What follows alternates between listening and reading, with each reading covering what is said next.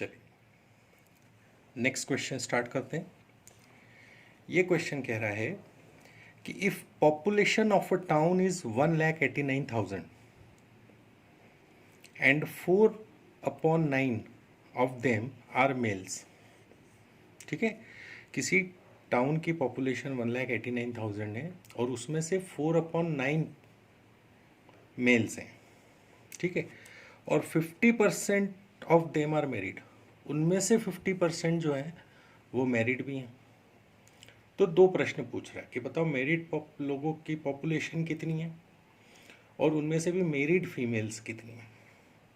ठीक है, तो ये प्रश्न हमको पूछा गया है। तो इसकी स्टार्टिंग अगेन हम कैसे करेंगे, हमको दो चीज़ें दी हुई हैं यहाँ पर। ठीक है, एक तो हमको दिया हुआ है 4/9 का रेशो और एक हमको दे रखा है 50% मेल, उनमें से मैरिड है। तो सबसे पहले तो ये पता करते हैं कि 4/9 जो हैं उनमें से मेल है, मतलब कि ये अगर मेल है तो ये हो जाएगी हमारी पॉपुलेशन। और यहाँ से हमको पता चल जा रहा है कि अगर 9 पॉपुलेशन में से 4 मेल है तो 5 जो है वो फीमेल हो गई। ये डेटा समझ में आ रहा है। ये हमने यहाँ से एक्सट्रैक्ट किया कि टोटल 9 लोग हैं, उनमें से 4 मेल है तो 5 फीमेल हो गई। क्लियर। अब यहाँ से इसको अपन मेल फीमेल चार्ट बना रहे हैं। ठीक है, और ये हमारी हो गई पॉपुलेशन। पॉपुलेशन में से ये मैरिड लोग भी निकाल लेते हैं हम। ठीक है, ये मैरिड। अब इस वैल्यू को यहाँ रख देते हैं। मेल कितने, अगर पॉपुलेशन टोटल 9 हो तो उसमें से 4 मेल और 5 तो हो गई हमारी फीमेल। ठीक है, अब इन 4 मेल में से क्या कह रहा है, 50%। 50% मतलब हाफ। इसका हाफ जो है वो जो है मैरिड है। तो मतलब मेल कितने हो गए married, out of 4 2 are married. If 2 male are married 2 female will be married too. ठीक है, क्योंकि मेल फीमेल परसेंटेज सेम ही रहेगा ना मैरिड लोगों का। अगर 50% मेल मैरिड है तो 50% फीमेल भी मैरिड होंगी, स्वाभाविक सी बात है। ठीक है, और 50% ऑफ फीमेल नहीं, एग्जैक्टली जितने मेल उतनी फीमेल मैरिड हुई। ठीक, तो यहाँ से अब हमको कुछ डेटा निकल सकता है। क्या डेटा हो सकता है कि कितना, पहला पूछ रहा है मैरिड पॉपुलेशन की संख्या बताओ। तो मैरिड लोग कितने हो गए, ये मैरिड लोग, मैरिड पॉपुलेशन जो हो गई वो टोटल मैरिड लोग हैं 4, टोटल पॉपुलेशन 9। इसका मतलब मैरिड पॉपुलेशन है हमारे पास 44:4/9%। 4/9 मतलब 11:1/9 का 4 टाइम्स, तो 44:4/9% तो हो गई हमारी मैरिड पॉपुलेशन। ठीक है, फिर दूसरा वो क्या पूछ रहा है, मैरिड फीमेल कितनी है उसमें से। टोटल फीमेल है 5, उसमें से मैरिड है 2, मतलब 2/5 दैट इक्वल्स टू 40%। तो ये ऑलमोस्ट नो कैलकुलेशन वाला सवाल था, जिसमें 1,89,000 जो दिया हुआ है हमको डेटा, इसका कोई भी यूज़ नहीं है क्योंकि ये हमसे परसेंटेज में पूछा गया है।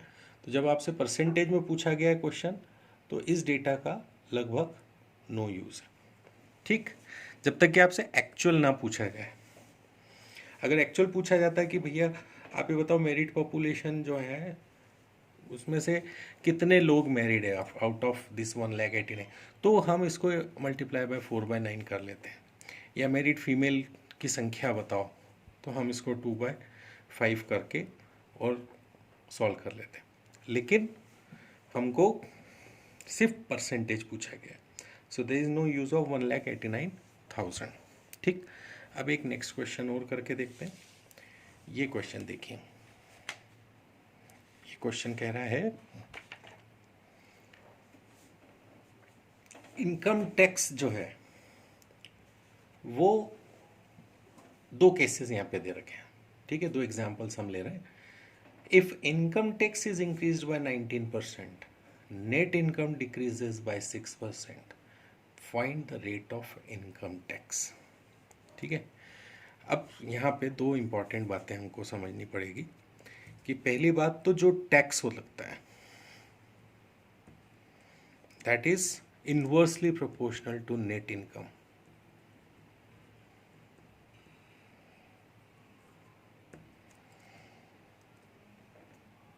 ठीक है, जो नेट इनकम है उसके ऊपर जो टैक्स लगेगा वो टैक्स जो है वो इनवर्सली प्रोपोर्शनल होता है। ठीक, इसलिए टैक्स और इनकम के बीच में जो रेशो होगा वो कैसा होगा? ठीक है, टैक्स चूंकि इनवर्सली प्रोपोर्शनल होगा तो परसेंटेज इंक्रीज इन टैक्स नीचे आ जाएगा, और जो इनकम होगी परसेंटेज डिक्रीज इन इनकम ये ऊपर चला जाएगा। क्लियर हुआ ये चीज़ आपको? ये बात हमको ध्यान रखनी होगी कि जो इनकम टैक्स होता है वो इनवर्सली प्रोपोर्शनल होता है। इसलिए यहाँ पे हमको क्या दिया हुआ है, टैक्स बढ़ रहा है 19%, तो नेट इनकम उनकी कम हो जाएगी। ठीक है, ये अगर इनकम टैक्स इतना बढ़ रहा है तो नेट इनकम इतनी कम हो जाएगी। ठीक है, तो ये इनवर्सली प्रोपोर्शनल होगा। तो जब टैक्स बढ़ा है तो ये इंक्रीज इन टैक्स हमने यहाँ पे ले लिया, और जो इनकम में डिक्रीज हो रहा है तो वो हमने यहाँ पे ऊपर ले लिया। ठीक है, अब यहाँ पे क्या हो रहा है, पहले केस में देखते हैं, तीन चीज़ें ले लेते हैं। एक तो हमने ले लिया इनकम, एक हमने ले लिया टैक्स, और एक हमने ले ली नेट इनकम। ठीक है, अब 19 जो है वो क्या हो रहा है, टैक्स लग रहा है। 19 जो है वो 19% जो है वो टैक्स लग रहा है। तो टैक्स चूंकि इनवर्सली प्रोपोर्शनल होता है इसलिए उसको हम रखेंगे यहाँ, और नेट इनकम जो है वो डिक्रीज हो रही है तो हम उसको रखेंगे यहाँ। ये बात हमको ध्यान रखनी पड़ेगी। ठीक है, कि जब टैक्स इंक्रीज होता है तो नेट इनकम डिक्रीज होती है, मतलब टैक्स और नेट इनकम के बीच में इन्वर्स प्रोपोर्शन का रेशो होता है। तो जो टैक्स का डेटा है वो डिनोमिनेटर में जाएगा, और अगर इनकम हम नीचे रख रहे हैं तो न्यूमरेटर में जाएगा। ठीक है, सो टैक्स और इनकम का रेशो इस तरीके से लिखा जाएगा। और चूंकि इन्वर्स प्रोपोर्शन की चीज़ें होती है तो डेटा जो है वो इंटरचेंज होके लिखा जाता है। ठीक, तो टोटल इनकम कितनी होती है, नेट इनकम वो होती है जो टैक्स काट लेने के बाद हमारे पास बचता है, और टोटल इनकम क्या हो जाएगी, इन दोनों का सम, जो हमने गवर्नमेंट को दे दिया वो और जो हमारे पास बचा वो, तो ये हो गया हमारा 25। ठीक है, so percentage change in income tax पूछ रहे हो टैक्स में।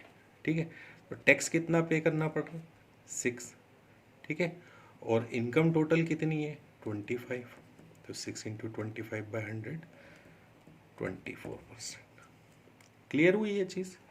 ये बात हमको ध्यान रखनी है कि टैक्स चूंकि नेट इनकम का इन्वर्स प्रोपोर्शन होता है, तो ये जो डेटा है ये डेटा इन्वर्स, मतलब इसका डेटा इसके नीचे और इसका डेटा इसके नीचे जमाना पड़ेगा आपको। तो इन दोनों का सम जो है वो टोटल इनकम हो जाएगी। हमसे पूछा इन दोनों के बीच में परसेंटेज, तो 6/25 इंटू 100 करेंगे तो हमको मिल जाएगा रेट ऑफ इनकम टैक्स। ठीक है, सेकेंड सवाल को देखते हैं। इसमें क्या कह रहा है वो कि 17% अगर इंक्रीज हो तो 3% डिक्रीज हो रही है। तो वही तीन चीज़ें हम ले लेते हैं, टोटल इनकम, टैक्स और नेट इनकम, ये तीन चीज़ें हमने ले ली। ठीक, तो टैक्स कितना लग रहा है, वो इंक्रीज हो रहा है, तो टैक्स हो गया आपका 17%, है ना, तो इनवर्स प्रोपोर्शन है तो हम 17 यहाँ पे लिख देंगे। और नेट इनकम में क्या हो रहा है, इसको +17 कर रहा है, और नेट इनकम में क्या हो रहा है, 3% का डिक्रीज हो रहा है, तो नेट इनकम हम यहाँ पे लिख देंगे, ये 3 आ गया। ठीक है, अच्छा, जो टोटल इनकम होती है वो तो इनका सम ही होती है, टोटल इनकम हो गई 20। अब हमसे पूछा क्या है, परसेंटेज ऑफ इनकम टैक्स, तो वो हो जाएगा हमारा 3/20 into 100, that equals to 15%। Clear हुआ? फिर से शॉर्ट रिवीजन करके बता रहा हूँ। जब भी आपसे ये सवाल कहा जाता है कि अगर इनकम टैक्स जो है वो इतना बढ़ रहा है, तो इनकम जो है नेट इनकम वो इतनी कम हो रही है, तो बताओ इनकम टैक्स का रेट क्या है। तब आपको ये बात ध्यान देनी है कि जो भी ये 3 डेटा हम लेंगे, नेट इनकम, टैक्स और टोटल इनकम, टैक्स हम यहाँ रखेंगे क्योंकि इन्वर्स प्रोपोर्शन का अगर होता है डेटा तो हम उसको इधर रखेंगे, नेट इनकम इधर रखेंगे, फिर दोनों को सम करके यहाँ पे लिखेंगे। और टैक्स पूछ रहा है तो 6/25 इंटू 100। सेकेंड केस में टैक्स लग रहा है 17 तो यहाँ रख दिया, नेट इनकम 3 तो उसको यहाँ रख दिया, दोनों का सम 20 हमने यहाँ पे लिख दिया। परसेंटेज ऑफ इनकम टैक्स पूछ रहा है तो टैक्स को टोटल से डिवाइड करके इंटू 100 कर दिया, सो यू गेट 15%। ठीक है, तो इनकम टैक्स से रिलेटेड जो क्वेश्चंस है वो आप इस तरीके से सॉल्व कर सकते हैं।